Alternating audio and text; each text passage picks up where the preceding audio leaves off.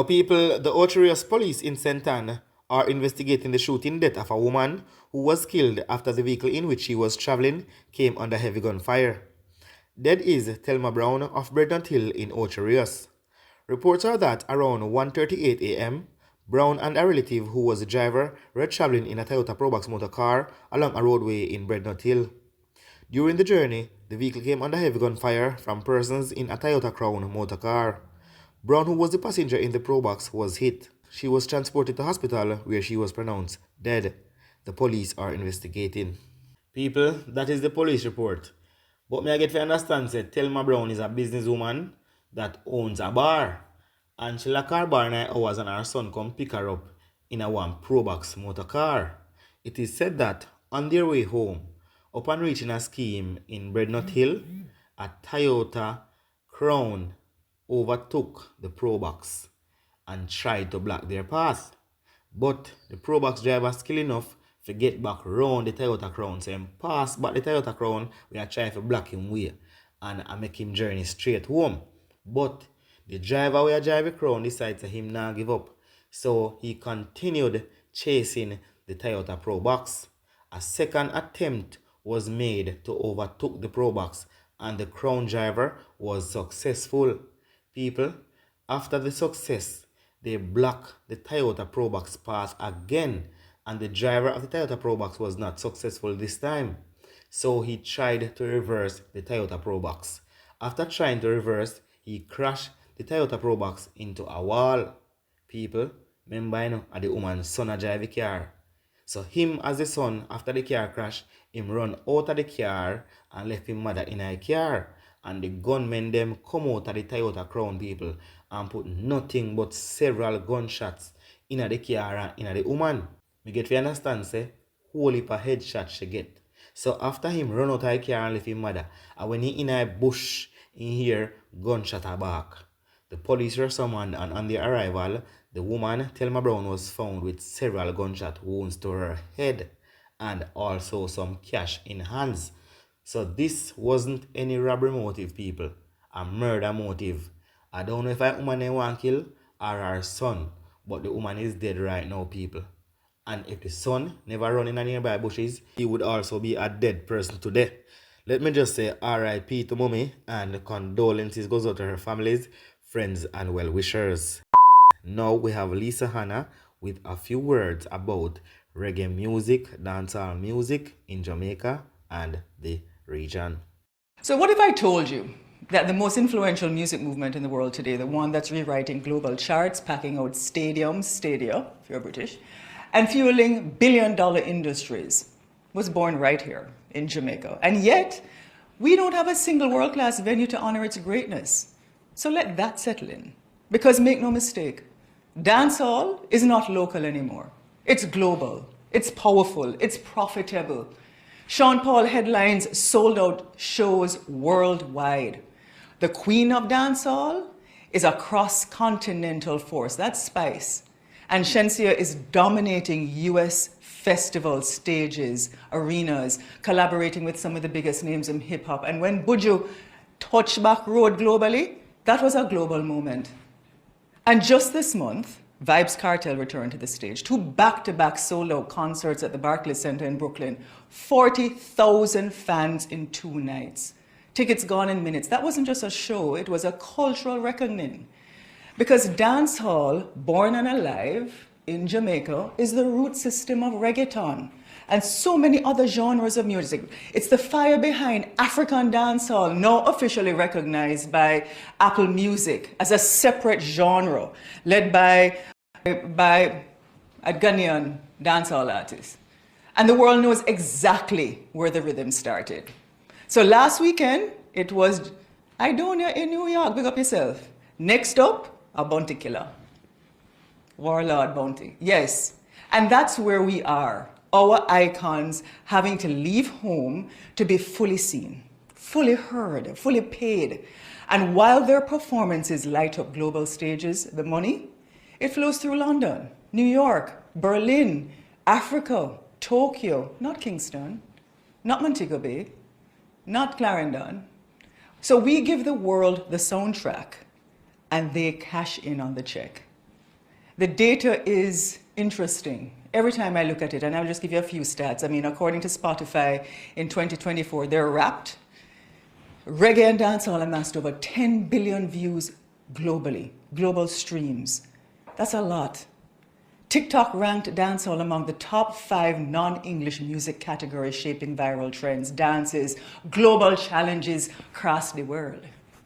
On YouTube, Jamaican artists consistently outperform acts much larger than our market, pulling view counts into the tens and hundreds of millions. And collaborations with international superstars, sold out tours, brand placements, all of this is happening and proving what we've already known for decades, that dancehall is an economic juggernaut. It's a titan. And yet here at home, we don't have no O2 Arena, we're not in a Madison Square Garden, we don't have a concert-ready design. Because the National Stadium, built in 1962, is a monument to athletic glory, not global performance tours. And Catherine Hall in Montego Bay, we love it, but it's outdated. So while the global live music industry was valued at over US $35 billion in 2024, the entire Caribbean, and yes, I'm a regionalist, I believe in Caribbean unity. I believe if we come together, we're more powerful than many of the other unions around the world. The Caribbean only accounts for 0.5% of that market. 0.5, little bit, less than 1%, despite the fact that our sounds and artists are driving some of the world's biggest trends. And that's a tragedy. A tragedy. So what's the solution? In Jamaica, build the stage. Jamaica needs a world-class modern arena, a national treasure, a cultural engine, a space where dancehall, reggae, gospel, our full creative power can be celebrated and monetized, elevated right here. I remember when I was Minister of Culture and we planned Jamaica 50. And for the first time, we had the park and ride. I implemented the park and ride from King's House down to the arena.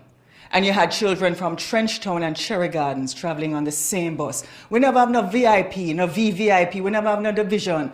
And we turned the entire thing into a pedestrian for basically from July 31st all the way to August 6th. I've never experienced, and I don't think, I still get goosebumps because for the first time I had a vision and we were able to implement that vision. We had some of the best acts, some of the best creative people there, or manufacturers. In the stadium, in the arena, we had talks, we had concerts every night, and our children and adults from across Jamaica and the world came.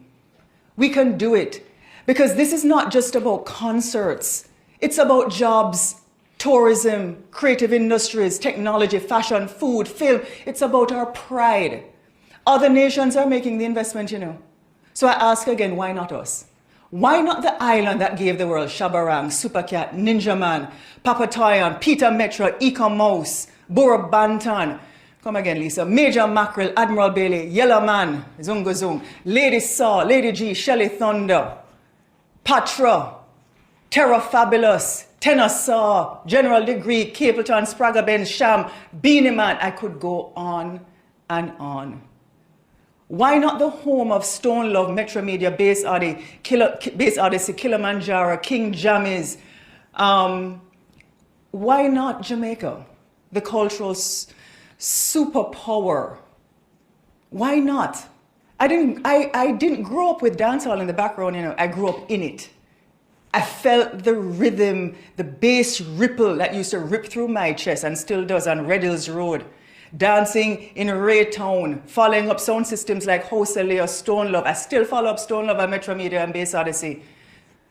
Those were my universities of rhythm and resistance and what kept my soul going. Go back and look at the response I gave to Spice recently, my friend Grace. Dancehall has always been a microcosm of a harmonious society. I know some of you feel that it is not. But it is, and here's why, because everybody is welcome into the dance. Whether you come alone or you come in a crew. There's respect, there is safety, there's enterprise from the pan chicken man to the crowner anchor man where they're outside. And above all, there's unity through the music. So just like a good selector knows when to pull up and wheel and come again, Jamaica also needs leaders Who can read the room? Why aren't we reading the room to feel the people's energy and guide us wisely? Downtown Kingston is our sleeping beauty, you know. It should be reimagined with a 24-hour, 7-day-a-week cultural and entertainment district, pulsing with music, small business, tourism, dignity, Jamaican dignity. Because when we invest in the authenticity of who we are, what our personality is, what our character is, that comes naturally. Live music creates spaces and those vibrant spaces and recognize the true value of our culture. We uplift all Jamaicans. You ever see a child in a church play the drums or the guitar and the piano without any formal training? That's who we are. You ever see a young man get up and just DJ a song? It's who we are. Or sing. It's who we are as creative people. And we're not giving our people that chance. Right now, dancehall is teaching us. Where there is love, good leadership, and freedom of expression, that unity thrives. Yeah, forget the turf. Because within that, we can't tell you, say, people from Gully and Gaza, them come together sometimes still. Same thing like PMP and JLP, we're friends. So it's time our political leaders tune in. Spend a night in a real dance. See what true leadership looks like in action. Watch the people lead themselves and learn something. You, of all people, know that my love for the dancehall is not an overnight sensation. For those of you who have been reading my articles, just scroll back a little bit. Look at my life. I've been writing about this for years. Get up, stand up and rock. A global vision for reggae. Politicians should learn from dancehall. Jamaica's billion-dollar gold mine we're ignoring. And I'll say, no, I want to see this happen in my lifetime. And yes, I will put my money where my mouth is. So let the artists lead, let the private sector invest, and let the government give the go-ahead. The government just needs to clear the space. The revenue won't come from customs and tariffs. Don't do that. It will come from tourism, from the jobs, the pride, the global attention we have already earned. So to our leaders, our cultural ministry, our diaspora, our private sector, the time is now. Build the stage, own the rhythm, lead the world.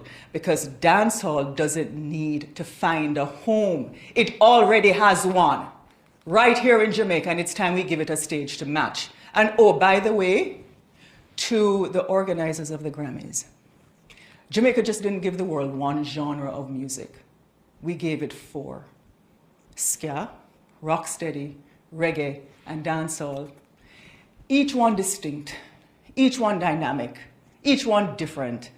And yes, I know it seems incomprehensible that a country of just 2.8 million people could have such an outside impact on global music and culture, but we have, and we continue to. So perhaps it's time to truly understand, appreciate, and respect that legacy. We're not asking, we're stating facts. So maybe now, it's time you stop lumping us together and give dancehall and reggae the separate Grammy categories they deserve. People, in my knowledge, Lisa Hanna is speaking pure facts. So let me know what you all think about this in the comment section. Big up on yourself in a real life and make sure you guys subscribe to my channel if you have not subscribed yet. And please guys, press the like button. It is very important you like the video. Big up again. I'm out.